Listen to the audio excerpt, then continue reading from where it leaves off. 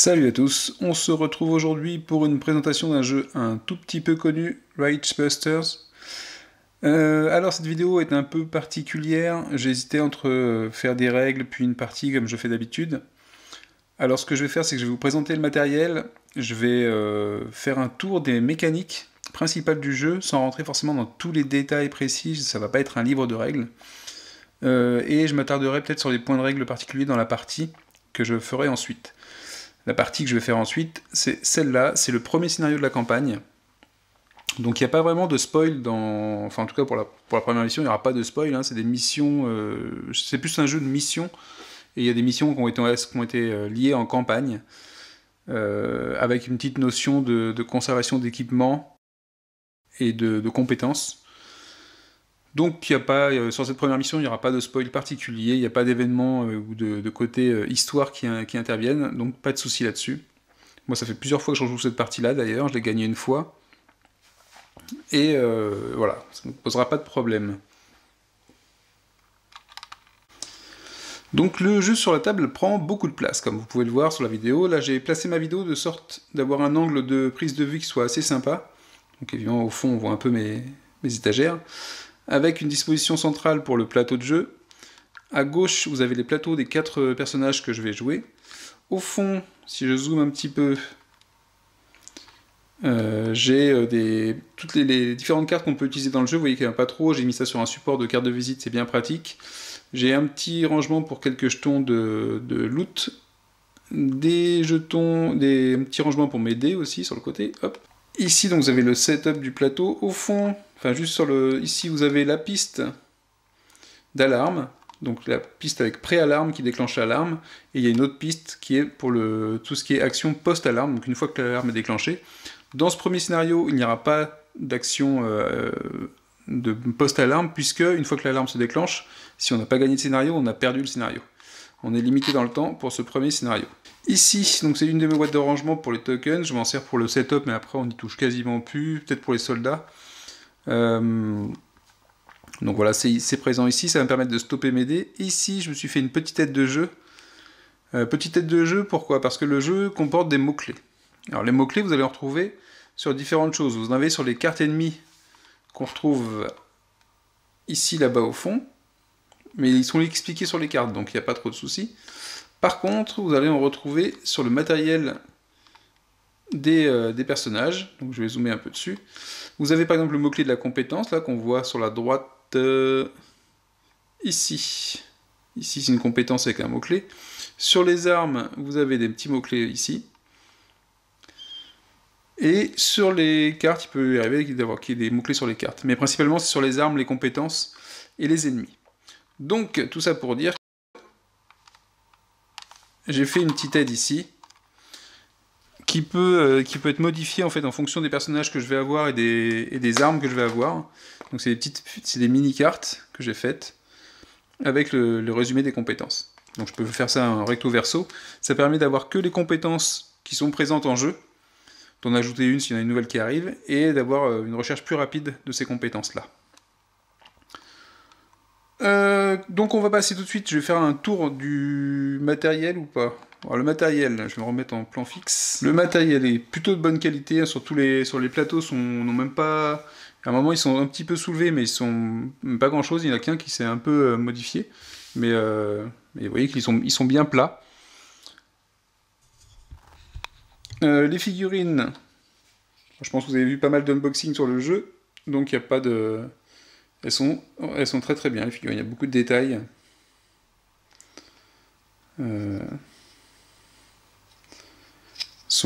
Franchement, je les trouve super bien. Même celui qui a la pipe qui est un peu... lui, il a un peu la pipe qui part en sucette. Mais sinon, le reste, il y a une foultitude de détails dessus. Les ennemis ne sont pas non plus avares en détails. Ils représentent bien ce qu'ils représentent. Donc le contexte, hein, c'est l'Allemagne nazie qui, par des moyens expérimentaux avec une énergie qu'on appelle le vril, essaye de créer des expériences ou de renverser la vapeur en fin de Deuxième Guerre mondiale. Et donc on est sur une sorte de monde alternatif et d'histoire d'expérience nazie. Et évidemment, on n'est pas là pour faire les expériences. Nous, on est là, on est les Rage Busters, on est là pour botter les fesses des nazis, et donc et se débarrasser d'eux. Au niveau du matériel, toujours, les portes, j'ai pris l'option porte 3D parce que c'est quand même, ça rend super bien quand les portes peuvent s'ouvrir et se fermer. Ça a toujours un aspect bien sympathique, je trouve que ça met du relief tout de suite sur un plateau. Et qu'est-ce qu'il y a d'autre? Les tokens, tout est bon, les cartes. Alors les cartes, c'est pas des cartes qui sont un peu en toile, mais c'est du carton un peu épais. Donc c'est assez épais. Ça me fait penser à un autre jeu, à Star Trek Frontier d'ailleurs. En meilleure qualité peut-être. Mais c'est ce genre de ressenti. On dirait des cartes en carton. Enfin en carton un peu épais. Les dés spéciaux, on va voir tout de suite comment on s'en sert. Je vous présente les différentes cartes. On va revenir dessus, bien sûr.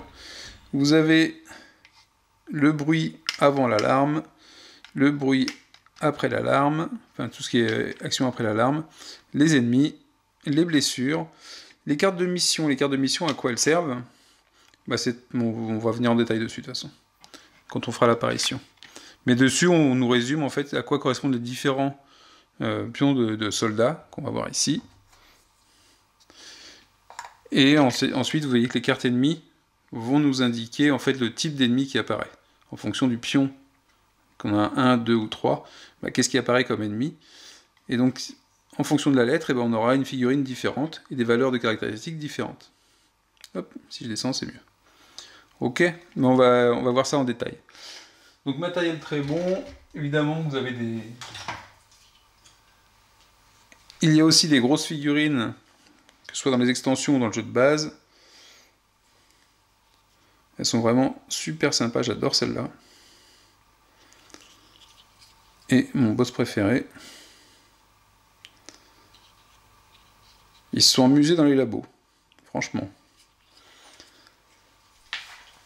Alors, on va venir tout de suite comment ça se déroule. Donc je vous rappelle, hein, ce sera peut-être pas des règles précises, mais vous aurez une bonne idée du jeu, sachant qu'après la partie vous rendra tout ça à peu près concret. Donc on joue des Rage Busters, donc des soldats alliés, et chaque personnage a un plateau, comme ceci, avec sa fiche de résumé ici. Des emplacements pour l'équipement, ça c'est parce que j'ai reçu la mission tout à l'heure. Donc des emplacements pour mettre des objets, des emplacements pour mettre des armes, des emplacements pour mettre des compétences. La fiche est recto verso avec un peu le setup et le résumé du personnage, sa compétence, ses armes de départ, et puis des conseils stratégiques, je crois. Mais bon, voilà, ça vous donne le personnage. Donc on a un petit plateau comme ça, et un deck de cartes lié au personnage, avec 2 compétences. Alors je sais plus comment ils les appellent ces compétences-là, héroïques ou un truc comme ça.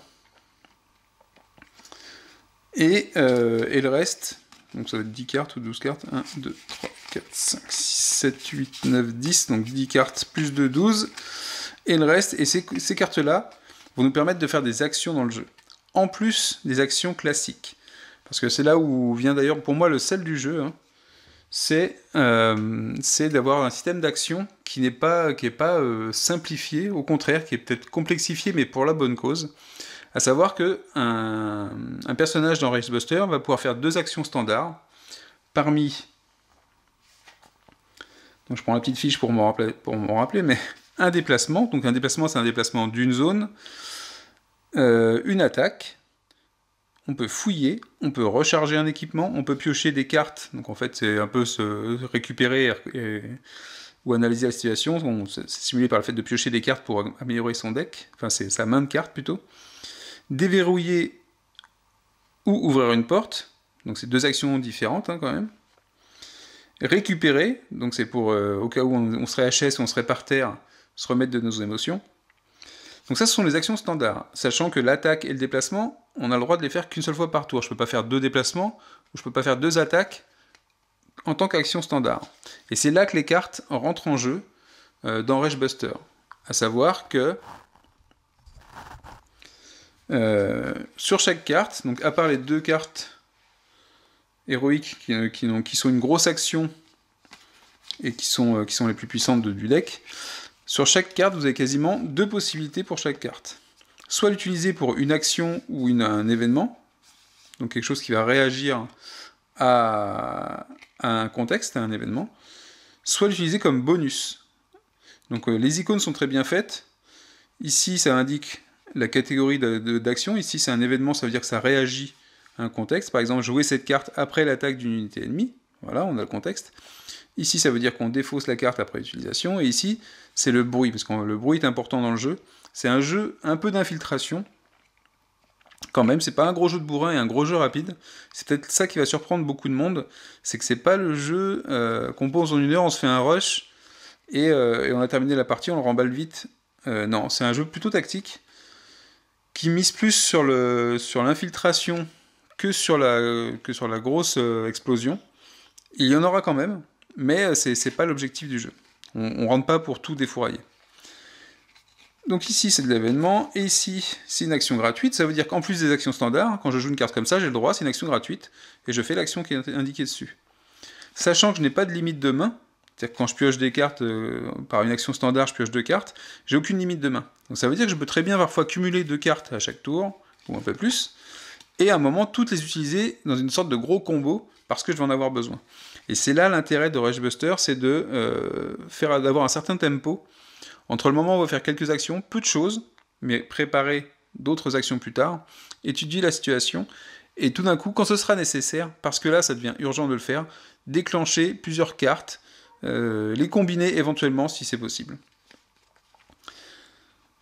Et la deuxième partie, ici c'est le symbole de modificateur, ça veut dire que une fois que j'ai lancé des dés pour faire une action par exemple, si j'ai pas atteint ce que je voulais pour réussir mon test, je peux très bien utiliser une carte, donc ça se défausser aussi après, comme c'est indiqué là, pour ajouter ce symbole, comme si c'était un dé que j'avais lancé avec ce symbole-là. Ici, si je fais mon action de mouvement, je peux ajouter cette carte-là pour faire plus 1 au mouvement de base, parce qu'à la base, j'ai qu'une seule action de mouvement, donc je peux ajouter une deuxième zone de mouvement. Ici, en cas de défense, je peux rajouter ça pour ma défense, et ainsi de suite. Donc les cartes ont souvent 2 utilisations, une en tant qu'action ou réaction, et l'autre en tant que modificateur. Et c'est vraiment là la mécanique principale du jeu. Donc en plus de ça, les mots-clés qu'on pourra avoir sur nos armes et sur les compétences sont des choses qui vont modifier les règles standards du jeu. Alors tout à l'heure j'ai parlé du bruit, donc effectivement sur les cartes actions c'est marqué un certain niveau de bruit, donc ici, enfin un certain niveau de bruit, une certaine conséquence en termes de bruit. Donc là ici ça indique qu'on doit lancer un dé blanc qui est le dé de bruit, pour savoir si on a éveillé les soupçons, ou si on a déclenché une alarme, ou peu importe. Donc les dés blancs, ils sont ici. Vous avez une face vierge, et une seule. Le reste, vous avez 1, 2 ou 3 symboles, ou le petit symbole spécial.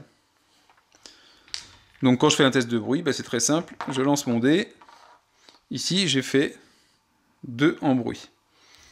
Comment ça se passe? Je prends une carte. Donc quand je suis dans la partie pré-alarme, donc avant que l'alarme se déclenche, je prends une des cartes comme ça, je regarde, et je dois activer en fait la partie supérieure, dans tous les cas.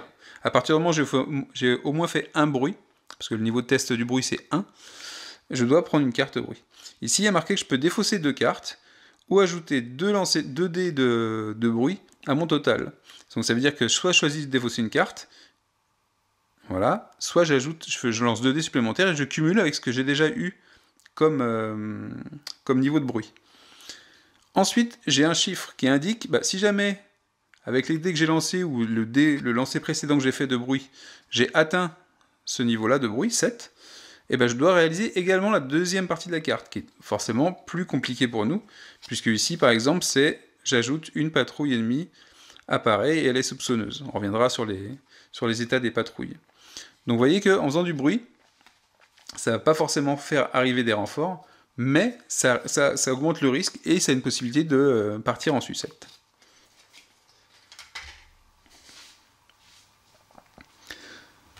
Tant que je suis sur le dé, donc le dé, ça c'est le dé de bruit, vous avez également des dés d'attaque, donc si je dois faire une attaque, je lance les dés et je compte les réussites. Les petites étoiles, alors les étoiles comme ça, c'est une réussite, ça c'est 2 réussites, ça c'est 0 réussite, sauf si vous avez le mot-clé précis sur votre arme. Vous voyez qu'on commence à avoir des mots-clés qui vont rentrer. Au bout d'un moment, on les connaît bien quand même. Et vous avez aussi le symbole spécial, comme pour le bruit. Il aura quasiment le même effet. Vous avez également le dé de défense, donc ça c'est quand on se fait attaquer par l'ennemi. On lance, quel que soit le niveau d'attaque de l'ennemi, sauf si on a des modifications, mais on lance a priori 2 dés de défense. Et là encore, on va faire une différence entre notre résultat de défense et l'attaque de l'ennemi. Ça va nous donner un niveau de blessure. Alors évidemment, si c'est négatif ou si c'est 0, on ne pioche pas de blessure, sinon on prend une carte blessure, et on fait la première partie, la partie supérieure. Là par exemple, je serais touché, même avec une seule différence entre l'attaque et ma défense, je devrais lâcher 2 objets, si j'en ai. Et par contre, on regarde après, il y a marqué 3, donc s'il y a une différence de 3 ou plus entre l'attaque et ma défense, eh ben je fais la partie inférieure de la carte, qui est de dire, vous pouvez porter 3 objets maximum, et ça devient une blessure permanente, qu'il faudra que je soigne éventuellement dans le jeu, sinon elle restera avec moi tout le temps. Et j'ai le droit à 4 blessures permanentes maximum avant de tomber à terre.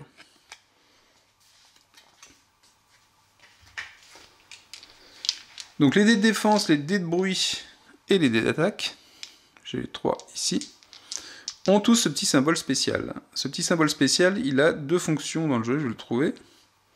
Voilà. Il a 2 fonctions. Quand vous lancez un symbole spécial, sa première possibilité, c'est de dire, de toute façon, vous êtes obligé, c'est-à-dire que c'est pas une option, c'est que vous êtes obligé, que ce soit en attaque, en défense et en bruit, et aussi c'est très important, de lancer un autre dé du même type. Donc par exemple, j'ai lancé ça en attaque, j'ai 2, plus ce symbole-là, et je dois relancer un autre dé. Bon, j'ai un résultat simple. L'étoile compte comme 2 succès. D'accord ? C'est-à-dire que cette étoile-là compte pour 2 succès. Elle est égale à celui-là. Donc là, j'aurai 5 dans ma main. Si jamais, avec le dé que j'ai lancé, je faisais encore une étoile, et ben je reprenais encore un dé d'attaque, je le relançais, ça s'additionnait. Donc 2 plus 2 plus 2, 6, et éventuellement un autre dé. Mais je ne suis pas obligé de faire que la relance avec ce dé. J'ai le choix. Je suis obligé d'utiliser le dé, mais pas forcément pour la relance. Donc ça veut dire que je peux utiliser le dé pour déclencher un effet sur une de mes armes, ou par exemple les armes qui ont rafale, je peux utiliser cette information-là, plutôt que de relancer. C'est-à-dire si j'ai assez de succès avec ça pour tirer sur mon... pour faire des dégâts sur un bonhomme, avec la rafale, je vous prends ça en exemple, hein, je peux utiliser le résultat pour relancer 2 autres dés en plus, et la rafale permet de toucher plusieurs ennemis, plusieurs cibles. Alors, donc ça peut être des effets qu'on a sur des cartes, ou je sais pas sur du matériel si on en a. Ou alors, vous pouvez décider d'utiliser votre étoile pour faire lâcher un objet à l'ennemi. Lâcher un objet à l'ennemi, ça veut dire qu'on regarde sur sa fiche ennemie ici ce qu'il peut lâcher comme objet, et plutôt que de relancer le dé, on lui fait lâcher un objet. C'est un choix. On est obligé d'utiliser le symbole, mais d'une des 2 manières, enfin des 3 manières si on a un effet qui arrive. Un autre effet qu'on a par exemple sur celle-ci, vous voyez que là il est marqué sur cette arme-là, peu fiable. Peu fiable, bah c'est simple, ça veut dire que si jamais je fais rien, l'arme s'enraye quand je l'utilise. Dès que j'utilise, elle va s'enrayer. Donc on va prendre un petit marqueur qui dit que c'est enrayé. Sauf si je dépense, quand j'ai fait mon jet d'attaque, si je dépense un résultat spécial. À ce moment-là, l'arme ne s'enraye pas. Mais j'aurais dépensé, évidemment, un petit symbole spécial, plutôt que de relancer, d'aggraver mes dégâts. Donc voilà l'utilisation du dé spécial. Alors évidemment, dans l'attaque, c'est cool d'avoir un dé spécial. Dans le bruit, c'est moins cool. Si par exemple, vous aviez 2 dés, et ben là, j'en ai un comme ça, donc ça veut dire que j'ai déjà 2 en bruit. J'en relance 1, et 2, 4. Je pioche une carte bruit. Bah, qui me dit, ouais, c'est ce que j'avais tout à l'heure, je crois, défausser 2 cartes ou ajouter 2 dés à votre total. Si on veut ajouter 2 dés, hop, ça va augmenter. Potentiellement, si on dépasse le montant qui est sur cette carte-là, on fait l'effet qui est en dessous. Donc voilà les conséquences du symbole spécial sur les dés.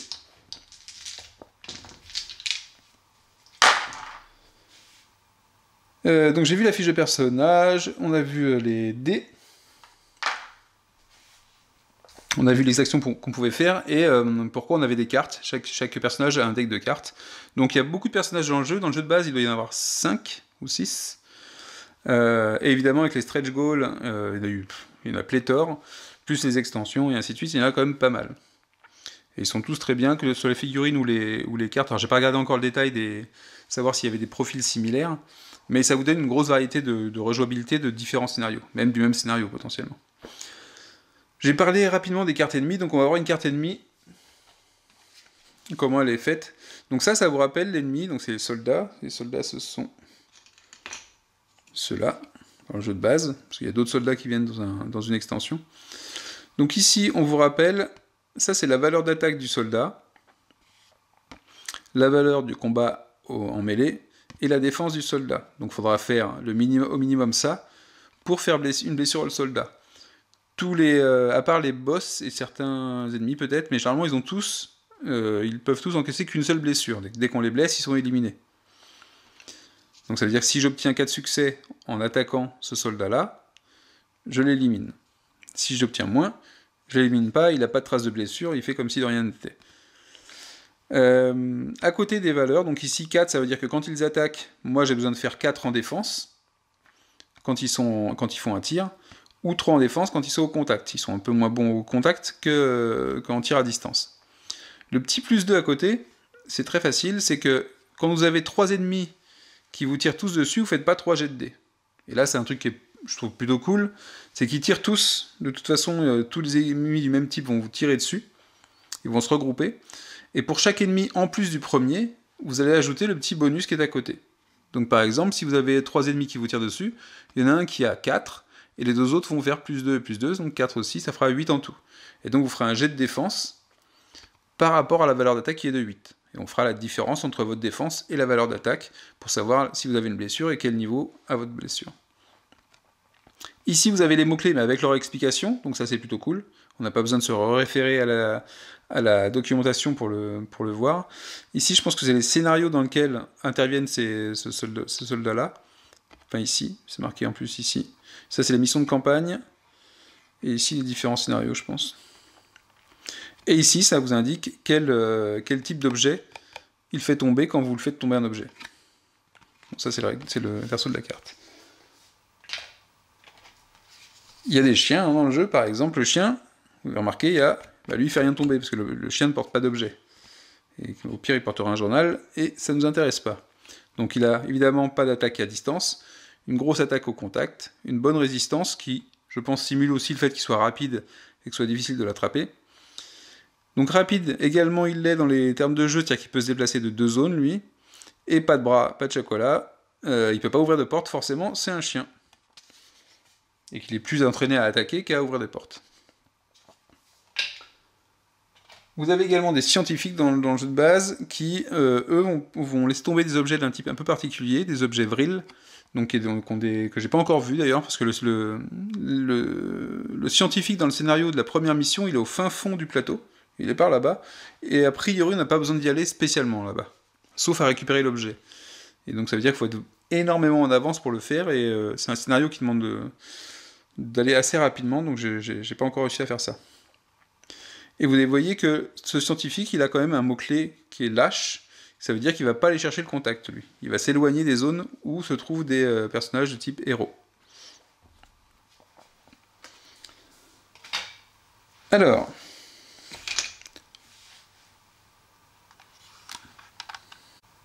Alors je reviens, maintenant qu'on a vu à peu près comme les quelques mécaniques, la séquence du tour de jeu, comment elle se déroule. Donc en fait, le tour des héros, c'est-à-dire que chaque héros va prendre un tour de jeu.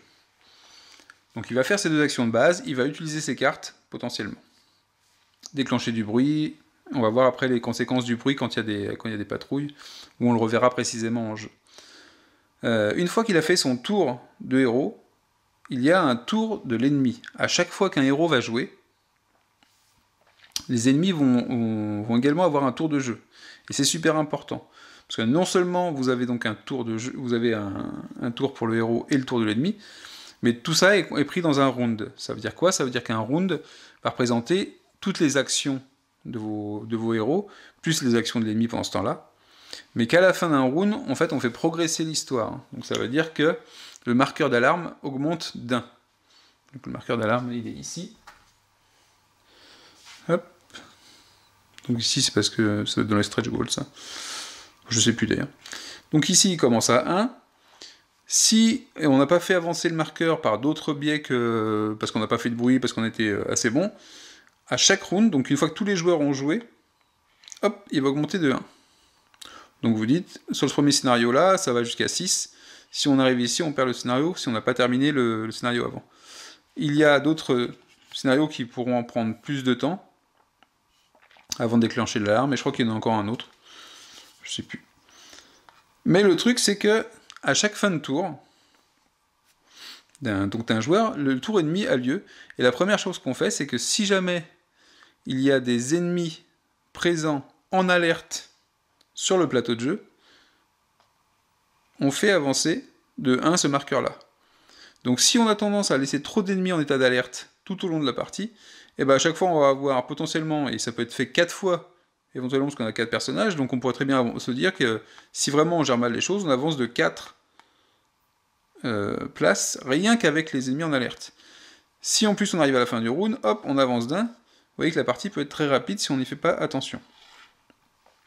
Donc cette piste-là est très importante, en tout cas, encore plus dans ce scénario-là, où on ne peut pas faire d'action une fois que l'alarme est déclenchée.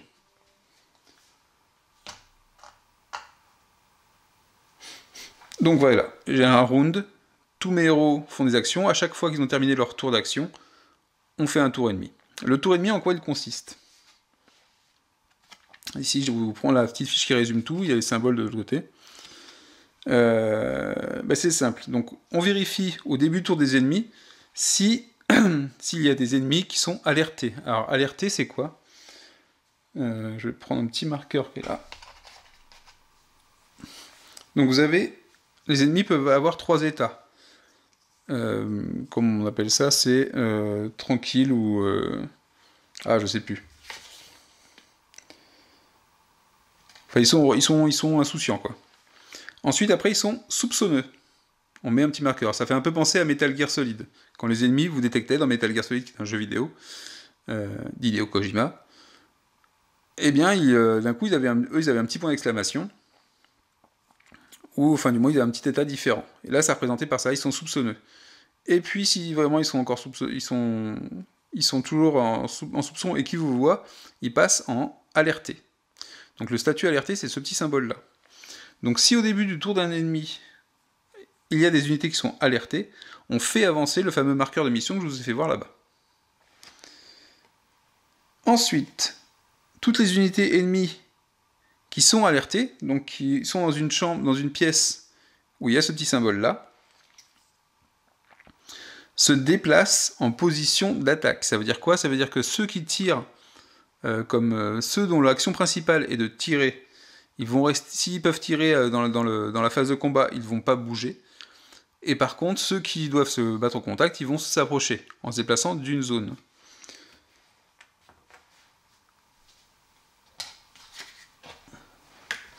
Vous voyez, le chien, son attaque principale, il n'a pas trop le choix parce que c'est l'attaque au contact. Et l'attaque principale de l'officier, c'est l'attaque à distance. Donc ça veut dire que l'officier, s'il a une zone de vous, il ne va pas s'approcher dans votre zone pour votre bon plaisir. Et c'est pareil pour le soldat. Son action principale, c'est l'attaque à distance. Il peut attaquer au contact, avec différence du chien, mais c'est pas pour ça qu'il va rentrer dans votre zone absolument. S'il peut tirer, et s'il a eu le choix de ne pas rentrer dans votre zone, il ne le fera pas. Par contre, si jamais il est déjà dans votre zone, s'il est déjà au contact, il ne sortira pas de la zone. L'officier, oui, parce qu'il a le mot-clé lâche dessus, mais le soldat, non. Il restera dans votre zone et il va combattre au contact. Donc, les ennemis qui peuvent avancer ou doivent avancer avancent. Le chien, par exemple, avance de 2 cases, lui, enfin de 2 zones. Ensuite, ils attaquent. Donc on fait tous les déplacements. Ensuite on fait les attaques. Et dans quel ordre on fait ça? Dans l'ordre qui est indiqué sur la fiche du scénario. Tout est prévu, tout est bien fait. Je trouve que l'iconographie et tout ce qui est fait pour l'ergonomie est plutôt bien fait. Donc je ferai d'abord jouer les officiers, ensuite les soldats. Alors pas celui-là, mais celui-là, je crois. Ensuite le chien, et ensuite les scientifiques.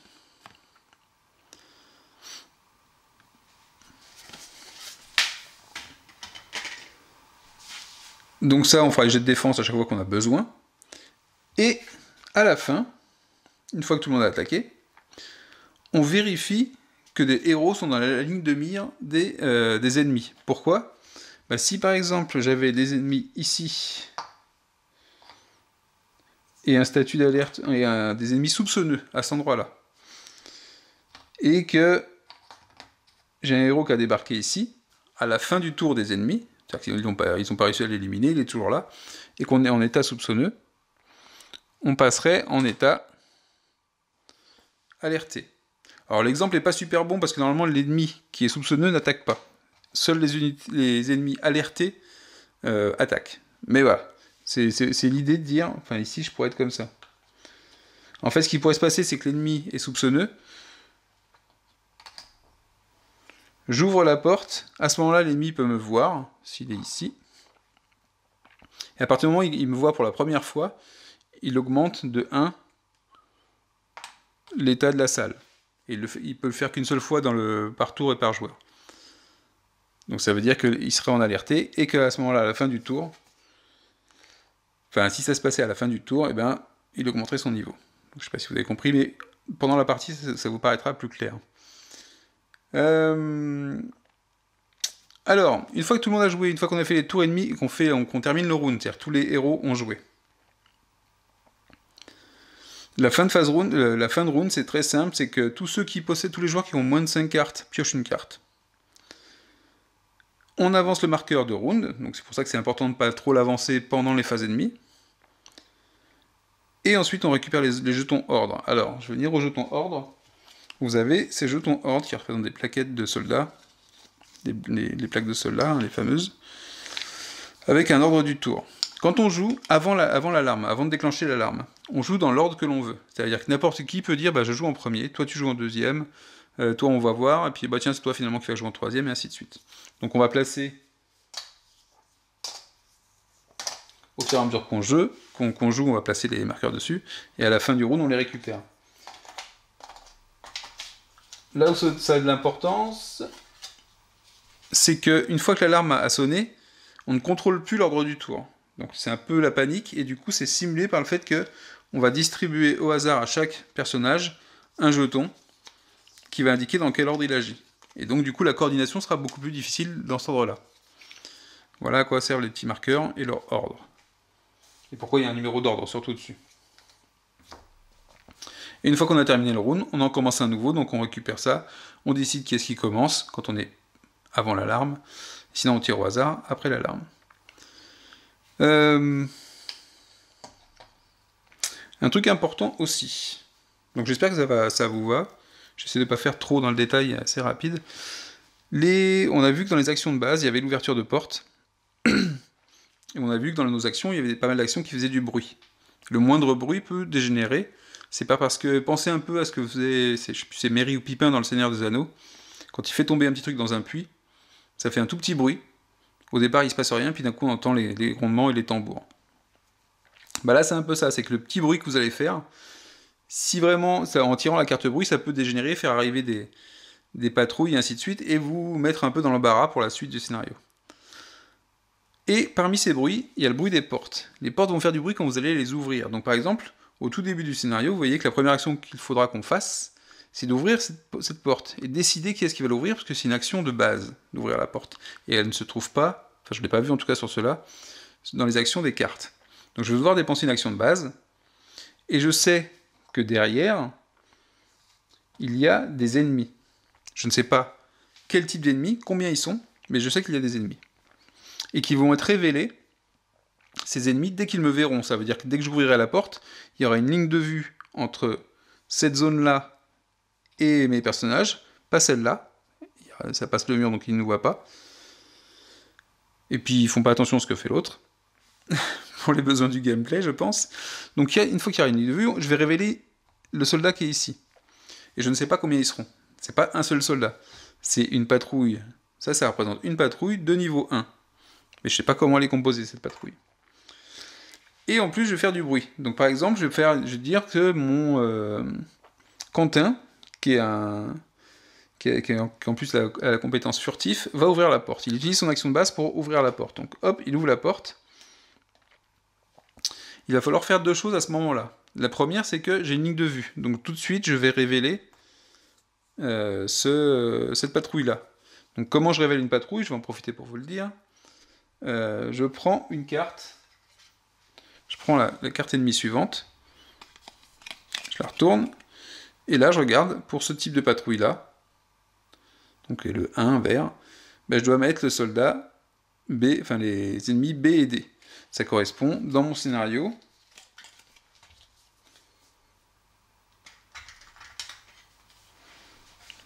Je vous rappelle ce que j'ai vu ici. B, un soldat, et D, un chien. Donc je fais arriver un soldat et un chien dans cette zone. Hop. Et eux, ils me voient. Et bah, moi, je les vois aussi, et eux, ils me voient. Le fait qu'ils me voient, c'est la première fois qu'ils me voient,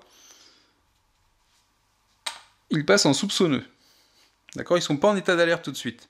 Alors pourquoi pourquoi ils seraient pas en état d'alerte alors qu'ils nous voient et que visiblement on n'est pas trop nazi? C'est l'histoire de laisser du temps en fait. Je pense que c'est vraiment le mécanisme de jeu pour laisser un temps de réaction pour simuler le fait que tout se passe à peu près en même temps. Et donc qu'ils sont soupçonneux puis d'un coup ils se rendent compte, c'est un peu le temps de réaction on va dire. Parce que si jamais je terminais mon tour, le tour de Quentin, je le terminais comme ça, donc les ennemis attaqueraient et ainsi de suite, à la fin du tour, on l'a vu juste avant, puisqu'ils me voient, j'augmenterai le niveau d'alerte ici, et ça passerait en alerté. D'accord? Et donc, au prochain tour ennemi, ça ferait avancer le marqueur, ça ferait attaquer les ennemis, et ainsi de suite. Donc là, j'ai ouvert la porte et j'ai vu les ennemis. Mais c'est pas tout. Ouvrir une porte, ça fait du bruit. Ça grince. Et pas d'huile. Donc ici, je dois lancer un dé de bruit. Comment je sais que je lance un dé de bruit? Chaque porte a un niveau. Donc sur les portes qui sont en punch, en carton, vous avez le numéro de niveau qui est marqué dessus, donc 1, 2 ou 3.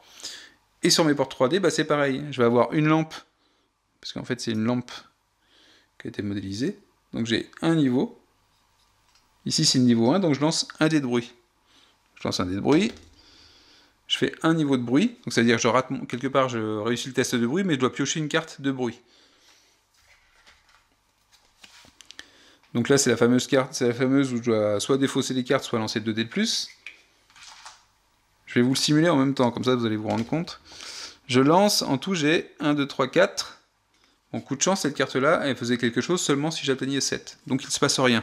J'ai fait du bruit, enfin j'ai raté le test de bruit quelque part, mais ça n'a pas de conséquences. Donc j'ai lancé là. Sur les autres portes, je vais avoir des portes de niveau 2. Elles sont un peu plus blindées. Et la porte de sortie, notamment, est une porte de niveau 3. Donc ça veut dire que pour celle-là, je vais lancer 3 dés. Ce qui va évidemment augmenter le risque d'avoir une patrouille qui débarque au moment où j'ouvre la porte pour la sortie. Donc voilà, on a vu l'ouverture, le bruit avec les portes. Donc vous voyez que l'ouverture d'une porte, c'est une action. Une fois qu'une porte est ouverte, elle ne se ferme plus. Il n'y a pas d'action fermeture de porte.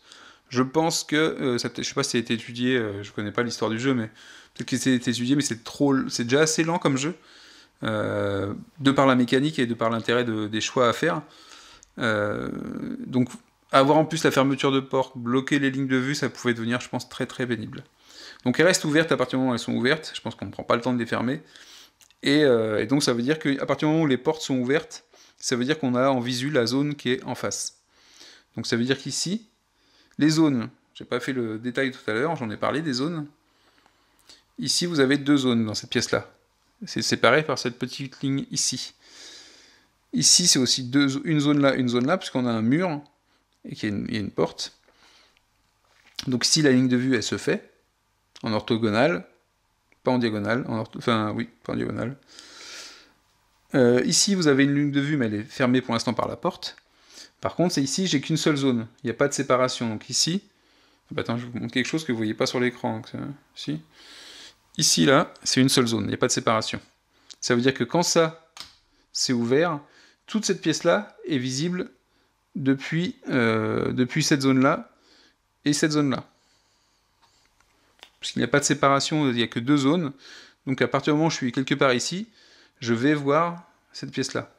J'aurai une ligne de vue qui peut être tracée. Donc au niveau des lignes de vue, j'ai pas eu de choses compliquées, c'est plutôt pas mal. Là où j'ai pas fait attention une fois, c'est qu'ici, j'ai trois zones. J'ai une zone ici, une zone là et une zone là.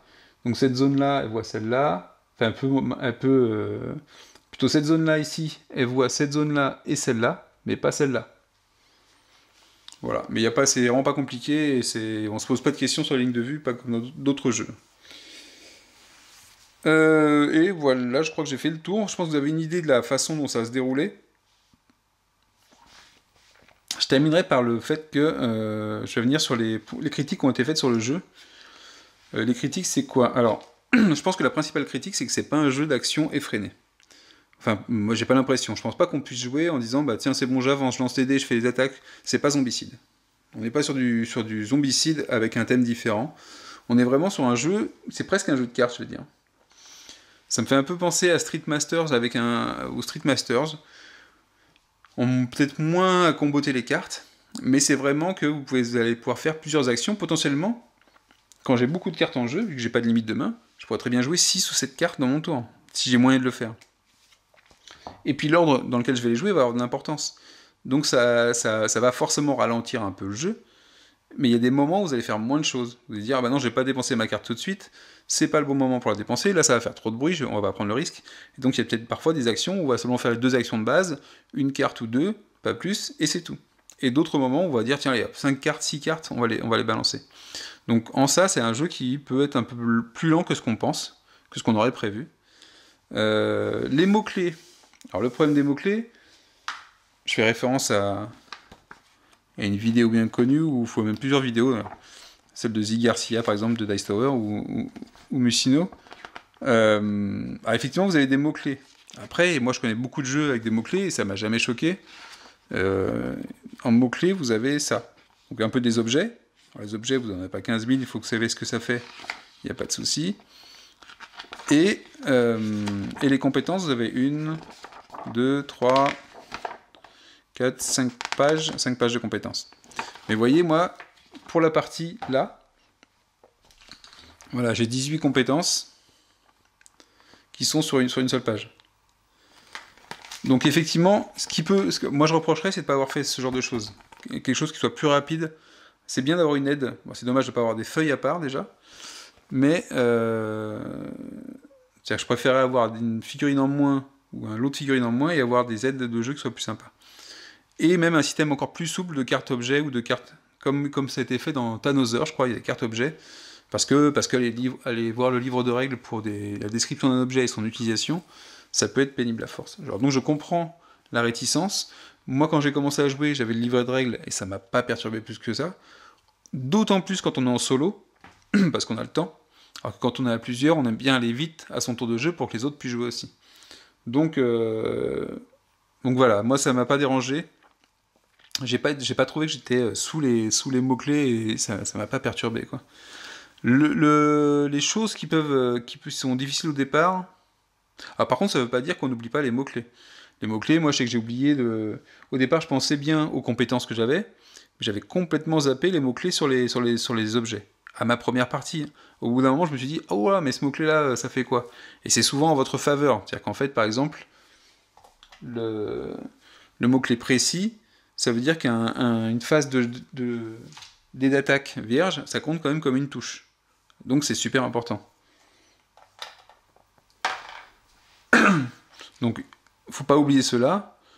Et après, à part ça, moi, ça m'a paru bien parce que justement, ça vous fait varier vos personnages, votre équipe, donc entre l'équipement et les compétences. Et puis c'était pas gênant dans la compréhension du jeu. J'imagine que si on joue à 2 ou à 3, ce sera encore plus simple parce qu'on peut très bien regarder le livre de règles pendant que les autres jouent, et ainsi de suite, ou il y a quelqu'un qui aide pendant qu'on cherche. Il n'y a quand même pas 15 000 pages, quoi. Moi, je vous dis, moi je fais la remarque seulement de dire qu'il pourrait faire de l'ergonomie un peu meilleure, et prévoir des choses pour ça. Après, au niveau du flou du jeu, oui, donc ce qui peut poser problème, c'est par exemple, s'il y a autre chose, par exemple, en termes d'ergonomie, c'est que ça, c'est les jetons. Donc en fond, on a différents types de jetons, on a tout ça comme type de jetons. Donc qui sont soit pour le setup, c'est des objets en fait, avec double face. Donc une face, un verso, et un recto et un verso. Et donc faut les... Il n'y a pas de sac, il n'y a rien. On doit tirer au hasard généralement quand on les prend dedans, même pour le setup. Mais du coup, bah, c'est pas super pratique. À la limite, je préférais avoir des jetons génériques, et puis des petits sacs dans lesquels on va piocher. De toute façon, c'est ce que je fais presque pour ceux-là. Il y a aussi les jetons d'héroïsme, qui sont des jetons à prendre au hasard, mais il n'y a pas de sac dans le jeu, donc on se débrouille pour la pioche au hasard. Voilà. Mais bon, après, pour moi, c'est rien de... Quand on est assez gros joueur, et c'est pas un jeu pour joueur occasionnel, de mon point de vue, sauf à faire venir quelqu'un, je pense que ça peut plaire quand même. Mais bon, c'est rien d'insurmontable. Ça prend de la place sur la table. Là, je pense que la carte est petite en plus. Donc je sais pas ce que ça peut me prendre comme place au plus gros. Bah, souvent un mythe. Donc la carte, vous voyez le livret de scénario. Les scénarios de campagne, ça c'est la première donc. Et la deuxième, elle est ici. Alors, est-ce qu'elle me paraît plus longue? Ouais, peut-être. Donc à voir, ça se complexifie forcément. Ça devient plus large peut-être. Bon, à voir. Donc oui, ça prend de la place sur la table. Ce qu'il y a, c'est que... je pense qu'il y a beaucoup de reproches qui ont été faits, par exemple, à... comment il s'appelle Cthulhu Death Medai. Parce que les tuiles sont trop petites par rapport aux monstres et aux figurines. Donc, là, au moins, on a de la place. Quand j'ai 5 ou 10 bonhommes sur une tuile, j'ai pas de souci. Il y a de la place, ça rentre. Alors peut-être qu'il y a des endroits sur des tuiles plus petites ou des couloirs où ce sera délicat, mais c'est pas là où on a le plus de soldats. Et on a tendance à essayer de les éliminer de toute façon. Mais donc c'est forcément un compromis entre la place que vous avez pour les figurines, sachant qu'elles sont quand même assez grandes, hein. Les socles sont assez grands, et puis parfois vous avez des grosses figurines aussi. Enfin, vous avez ce genre de figurines par exemple, il n'y a pas de souci quoi, ça tient. Et je peux mettre des soldats autour. Donc voilà, il faut forcément, oui, ça va prendre de la place sur la table, mais je pense qu'on demande aussi d'avoir des grands jeux et d'avoir plein de figurines, donc il faut savoir ce qu'on veut. En termes de mécanique globale, c'est plutôt simple et fluide. Le tour de jeu est simple. Oui, donc ça fait 15 fois que j'essaie de dire ce que je veux dire. C'est le petit truc qui est spécial, c'est l'apparition de patrouille. L'apparition de patrouille, quand il y a du bruit, quand vous êtes là-dessus, quand vous avez ça, une patrouille ennemie apparaît, elle est soupçonneuse. Donc ce qui fait qu'elle est soupçonneuse, et puis on affecte le mot soupçonneuse à la patrouille ennemie. Alors pourquoi et en fait, c'est pas la patrouille en elle-même qui est soupçonneuse, mais c'est la pièce dans laquelle ils se trouvent une fois qu'ils sont arrivés. Je vais m'expliquer. J'ai mes petits marqueurs. Hop. Donc j'ai mes ennemis qui sont soupçonneux ici. J'ai un petit marqueur parce que j'ai ouvert la porte, ils sont soupçonneux. Admettons que je fasse beaucoup de bruit. J'en ai fait tellement qu'il y a une patrouille ennemie qui apparaît et qui est soupçonneuse également. Comment est-ce qu'on fait apparaître une patrouille dans le cas d'une carte bruit comme ça? On prend la première porte fermée la plus proche et la patrouille va débarquer par cette porte-là. Ça veut dire quoi? Ça veut dire que la porte va s'ouvrir et que la patrouille va rentrer ici. Donc je ne vais pas faire rentrer à ce moment-là, puisque j'ai des héros qui sont en visu, je ne vais pas faire rentrer un pion comme ça, de patrouille, comme c'est indiqué ici. En fait, ça revient à dire, mon jeton il arrive, vu que je suis en visu, je révèle la patrouille. Donc je vais tirer une carte ennemie, et je fais apparaître la patrouille. À ce moment-là, je pourrais très bien dire aussi, ma nouvelle patrouille voit les héros, donc il augmente le niveau. Mais non, on n'est limité qu'à une seule fois par pièce à augmenter le niveau. Et vous voyez que là, ce que je fais, c'est que le jeton, il est dans la pièce, il n'est pas associé à la patrouille. Donc j'ai pas un pion par patrouille, j'ai un pion pour la pièce. Tous les ennemis dans la pièce ont le même niveau d'alerte. Donc ce truc-là, cette petite mécanique-là, entre l'arrivée d'une nouvelle patrouille, le niveau d'alerte, est-ce que je l'augmente ou je l'augmente pas, c'était le point un petit peu touchy. Mais une fois j'ai eu confirmation en voyant des posts, c'est bon, après, ça, et en lisant les règles, c'est plutôt clair quand même dedans. J'ai pas eu de problème avec le livret de règles, par exemple. Pour moi, il m'a paru clair, le tour de jeu. En fait, le souci du livret de règles, c'est qu'on essaye d'expliquer. Enfin, on essaye. Non, ils expliquent des prérequis pour que ce soit plus simple après. Par exemple, on explique les résultats spéciaux, les actions de base, les points d'héroïsme, tout ça, le bruit, et ainsi de suite, avant de rentrer dans le tour de jeu et les actions, et ainsi de suite. Donc, avant d'entrer dans le détail. Donc, ça peut, parfois, on va parler de notions, en fait, qui ne parlent pas encore aux joueurs parce qu'on ne l'a pas vu dans le contexte et dans les actions. Après, une fois avoir démarré une partie et autre, moi, ça m'a pas paru difficile. Mais je pense qu'on a tous des niveaux différents et forcément, ça plaira pas à tout le monde parce que ce sera plus difficile d'approche, parce qu'on comprendra pas tous les choses de la même façon, on n'a pas tous la même habitude. Je pense que quand on joue à beaucoup de jeux, que ce soit en solo et des jeux plutôt compliqués ou de différents niveaux, on a cette habitude de jongler avec des règles, avec des mots-clés, avec différentes façons d'expliquer. Mais, enfin, pour avoir lu des règles qui étaient compliquées et difficiles d'approche, celle-là, non, pas du tout. Je crois que j'ai plus de voix, c'est superbe. Donc, je vous avais les bases pour le jeu, et mon avis en plus, c'est cadeau. Donc je vais sûrement filmer une partie, pas ce soir parce que j'ai plus de voix, et je vous dis à la prochaine. Ciao, ciao.